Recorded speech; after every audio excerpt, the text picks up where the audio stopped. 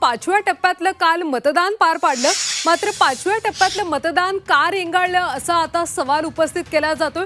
मुख्यमंत्र्यांनी चौकशीचे आदेश दिलेत। मुंबईतल्या अनेक भागांमध्ये पाचव्या टप्प्यातलं मतदान काल रेंगाळल्याचं पाहायला मिळालं आणि याच बाबतीत आता मुख्यमंत्र्यांनी चौकशीचे आदेश दिलेत। मुख्य सचिवांना चौकशीचे आदेश देण्यात आले। सविस्तर माहिती आमचे प्रतिनिधी कपिल राऊत यांच्याकडून घेऊयात। कपिल, काय अपडेट्स?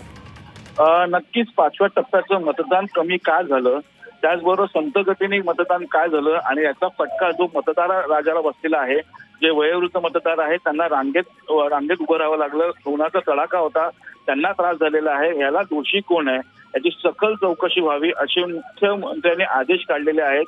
मुख्य सचिव यांना सांगितलेलं आहे याच्यावरती एक उच्चस्तरीय समिती गठीत करा आणि याची चौकशी होणं गरजेचं आहे, कारण की मतदानाचा टक्का आहे तो घसरलेला आहे। खास करून मुंबई आणि ठाणे इथे मतदानाचा टक्का घसरलेला दिसतोय, त्यामुळे याची